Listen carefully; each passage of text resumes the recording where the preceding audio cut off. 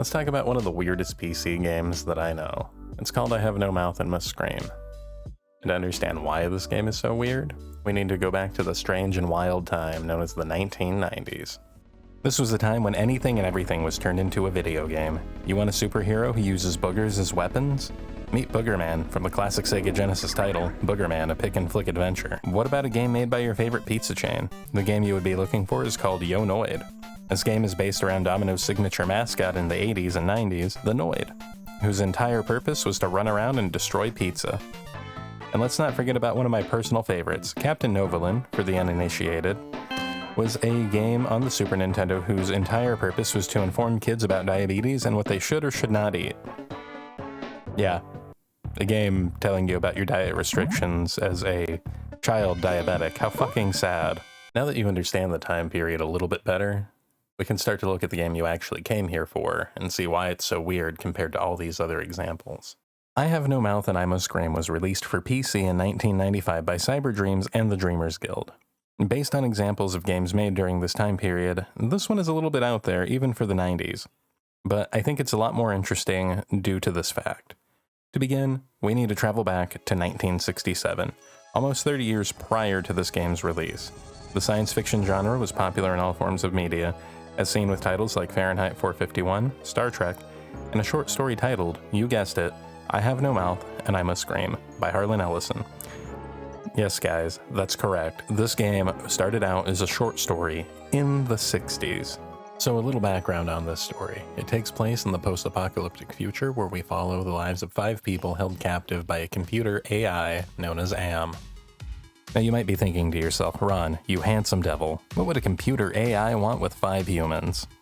Well, according to the story, these people are to be trapped here and tortured for all of eternity due to their substantial character flaws. This narrative is mostly the same in the video game, with a few minor details changed, such as several references to Am's past torture scenarios, as well as Benny's new occupation and sexual orientation.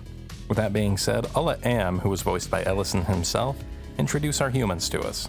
Our first human is... Gorrister! Gorrister was a truck driver whose life changed for the worse when he had to have his wife committed to a mental institution. This happened because of an argument between them that had gotten out of hand. Unfortunately, this has weighed heavily on Gorrister ever since and has damaged his mental health substantially, thus leading him down a path of self-destruction. Oh, crap. This bread's covered with rat droppings. The next person is... Benny! Unlike our previous human, Benny's backstory is much darker and malicious.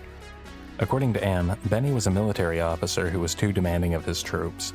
This became a problem, however, as he wound up killing one of his own due to them not being able to carry their weight in the group. But that's not all. This secret was later found out by 3 of his men, and as I'm sure you can guess, Benny made sure things didn't end up going well for them either. This looks like a, what did they used to call them? Single-parent household. Our next human is... Ellen! Ellen's story is easily the most heartbreaking of all the humans, as she isn't here based on something that she did wrong to anyone.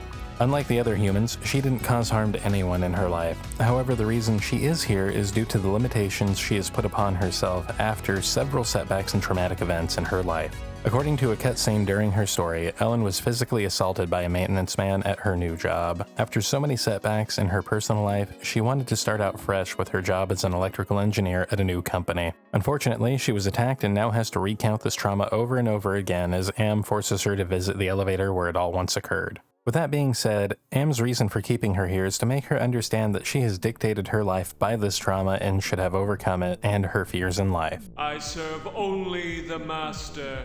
Now it's time to talk about easily the most evil person here. Nimdok! Nimdok is the epitome of a human monster. He is a Nazi doctor who worked with Joseph Mengele, the notorious surgeon who performed unethical experiments on the people who were held captive in Auschwitz. It's pretty obvious why someone like him would be here. However, if we want to get specific, it's because of his crimes against humanity in combination with a much darker secret that we're going to discuss later. What am I to do? And last but not least, and also my favorite way that Am says anybody's name. Ted! Ted's whole story centers around manipulation, lies, deceit, and his own paranoia. With that being said, there is only one career, if you can call it that suited him. Ted is a con man, and his con was scamming wealthy women under the guise of being someone they could trust. The knight in shining armor, if you will. This con was something he took very seriously, and was very good at. It allowed him to not only be Prince Charming, but helped him gain access to women and their trust. Sadly for them, this is how he weaseled his way in and robbed them blind. As you can see, his moral compass was virtually non-existent, and it's extremely obvious why he ended up here. Why'd you have to finish the circle?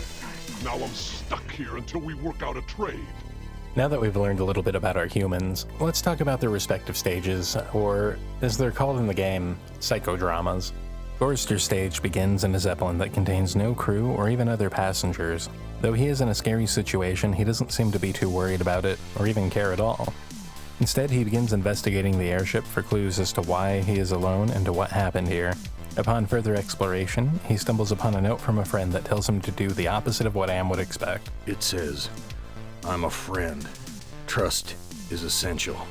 Never do what Am expects and always expect more than what seems possible. Am is playing a dangerous game here. Not just dangerous to you, but dangerous to himself as well." Hey, it disappeared. The note then vanishes, leaving Gorrister a bit puzzled. In addition to this odd happening, our human discovers a mysterious door that is inaccessible to him, and he also finds a dining room that houses debris, clumps of hair, and some odd-smelling punch. Though he is still a bit disoriented, he decides to turn his focus towards stopping the Zeppelin and finding a safe place to land. As luck may have it, he happens upon a fork in the ship's kitchen and promptly decides to short out the engine with it. In doing so, he safely lands at his next location for this stage, at a roadside honky-tonk bar. We landed. But where? Some roadside honky-tonk with my name on it. Now that Gorrister has landed at this bar, he wanders in only to find this place is also deserted. As he did on the airship, he begins an investigation into the missing patrons, and the reason as to why he landed here, of all places.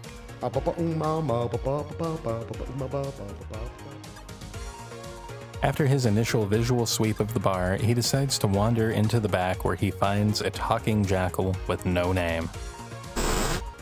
Well, Gorrister, you've seen better days. So has the big machine, for that matter. Upon discovering this creature, Gorrister begins conversing with it and learns that it's actually the Russian supercomputer who was absorbed by Am, and he is here to help Gorrister and the other humans shut down Am for good. With this knowledge, Gorrister continues his investigation and runs into his ex-father-in-law, Harry, who is sitting at the bar. That's Edna's husband, Harry.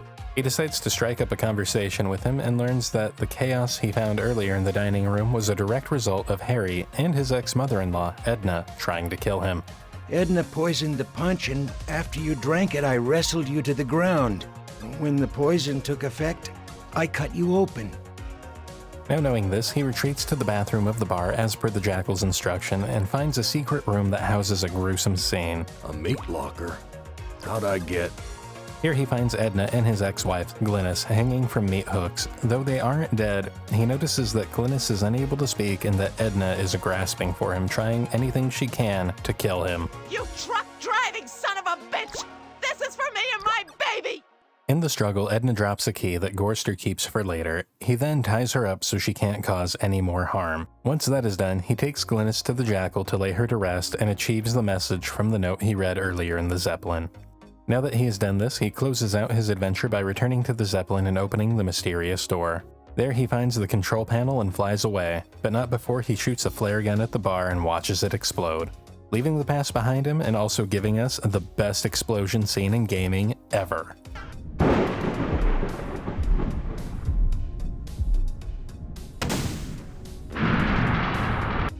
Now guys, we're gonna move on to Benny.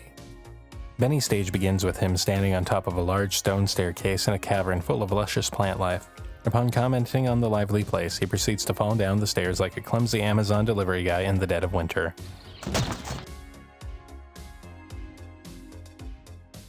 De-ice your goddamn stairs so I don't fall down them again. Now at the bottom of the stairs, he sees a village nearby, where he is faced with 4 caves. After entering one of the caves, he is met by a village elder who welcomes him in a language that Benny does not understand. With that, he leaves the cave and finds some food. However, he cannot eat it because it causes him extreme pain. A fruit tree. It's been years since I've tasted real fruit. Although he can't eat it, he pockets the fruit and gives it to a boy that he meets in the village. After this encounter, the boy reveals that he is able to connect with Benny through a device he calls Am Screen. While using the AM screen, the boy tells Benny that his mother can help him chew the food in a way that won't cause him pain, as well as offering him a place to rest for the night. The next morning when Benny awakens, he notices that the boy's mother is nowhere to be found. He also learns that the village is choosing a sacrifice for an event that they call the lottery. Unfortunately, the boy's mother is chosen as a sacrifice, and is to be killed by AM promptly by a large laser from the sky.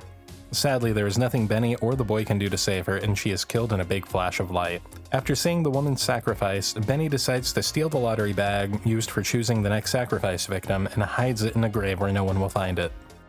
After doing this, Benny tells the boy to hide inside a nook within the cave so he won't be taken by the villagers for sacrifice. Unfortunately, this doesn't work out the way that they had planned, and the villagers prepare the boy to be sacrificed anyways.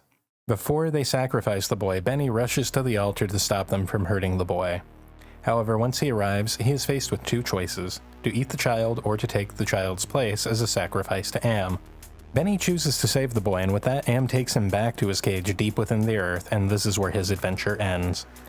Unless you decide to eat the boy, which is totally an option, and one I really don't recommend, because when his mother exploded, she turned into, metal and junk, and yeah, I don't think you could eat that very well. Ellen's stage begins with her being teleported to a pyramid made of electronic scrap. Upon entering the structure, she is overwhelmed by the amount of yellow she sees and becomes fearful, as it is a reminder of the traumatic incident that brought her here. Overcoming the fear that she has, Ellen begins exploring the rooms looking for Am's core components. She does this because Am offered her a seemingly unwinnable deal, that if she faces the root of her fears, she will gain the opportunity to shut them down for good. Knowing this, Ellen is determined to find the parts, but not before she encounters her intense claustrophobia and the fear of the color yellow. With that being said, Ellen enters an elevator disguised as a sarcophagus, thus further prompting her claustrophobia, and is faced with a man in a yellow jumpsuit who attacks her. Though Ellen is scared, she chooses to fight back, and the entity crumbles into a lifeless yellow jumpsuit. Don't count on it, you mother!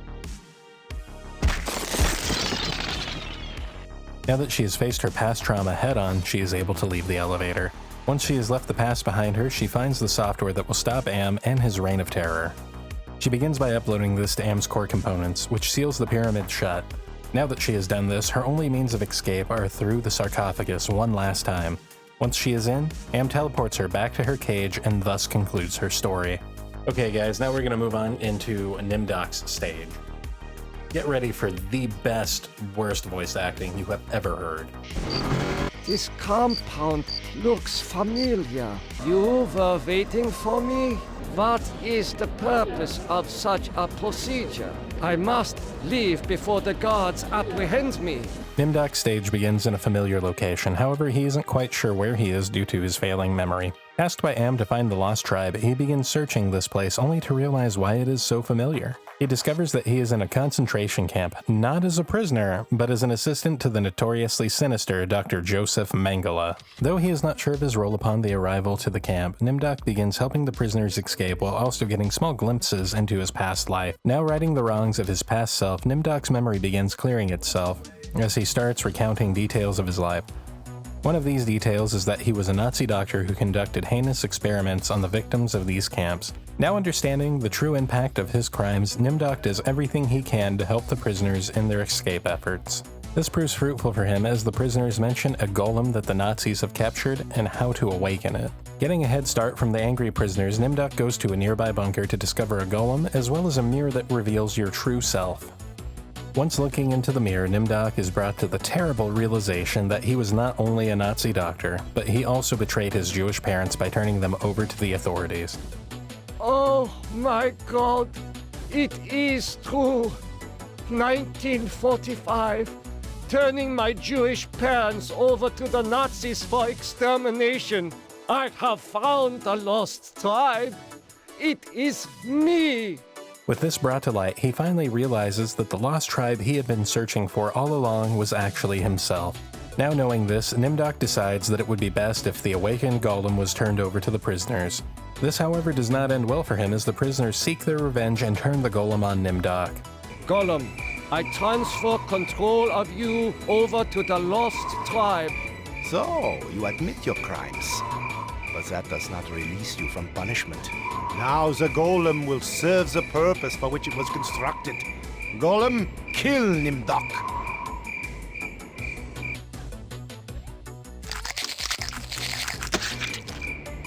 Okay guys, so now what I want to do is talk about Ted's psychodrama. Ted's stage starts in front of a dark forest just outside of a castle.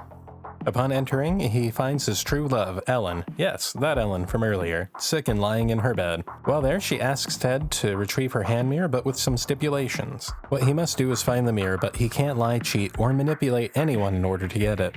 He agrees, and on his quest, he stumbles upon a witch who tempts him with a portal to the surface world if he can provide her with Ellen's mirror. In doing this, the witch promises that he will be free of Am's torture. Though tempting, Ted declines and uses a sleeping spell on the witch, knocking her unconscious.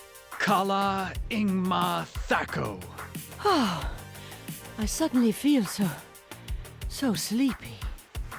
Once this has been done, Ted continues on his quest where he accidentally summons a demon. Now that the demon is there, he explains to Ted that he cannot leave until he makes a trade with somebody. Knowing this would cause trouble, Ted refuses to make the deal with the demon and continues searching for the hand mirror. Eventually, Ted finds Ellen's mirror in the king's room. It is hidden away inside of a copy of Dante's Inferno. With the mirror in his possession, he quickly delivers it to Ellen, who is now ready to pass peacefully.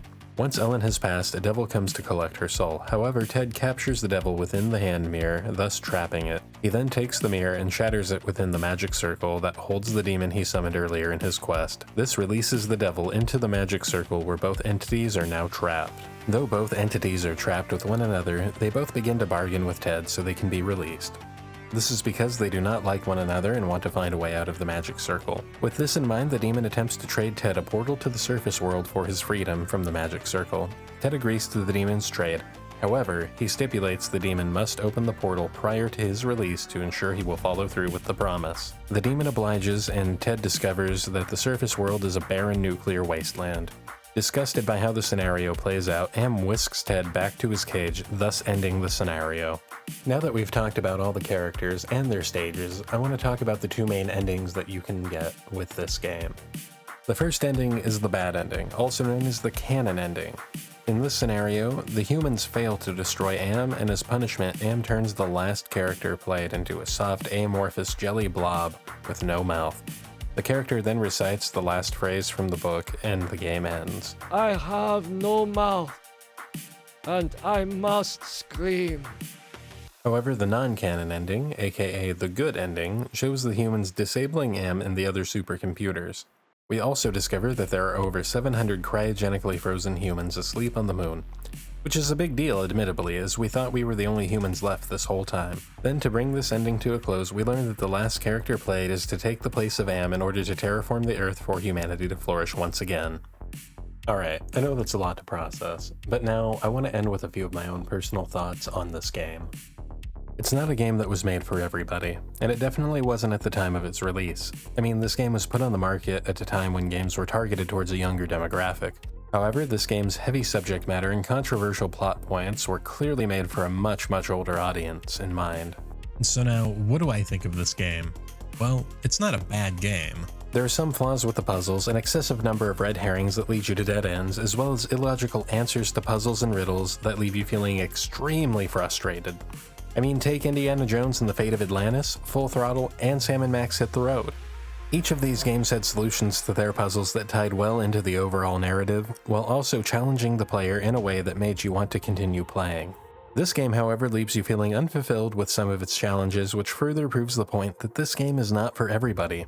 I mean, if you're someone who enjoys games like King's Quest, where you have to make constant saves, in addition to demonstrating your patience to the fullest capacity, then this game might be for you. However, if that's not your speed, I recommend jumping into games like The Secret of Monkey Island or Indiana Jones and the Fate of Atlantis, as they aren't as tedious or melancholy in their overall tone, or playstyle. Plus, you may actually enjoy the overall experience. With that being said, I would rate this game a 7 out of 10, because although the journey is a bit arduous, it still shows off nicely detailed graphics, while giving us an in-depth horror story full of interesting plot twists.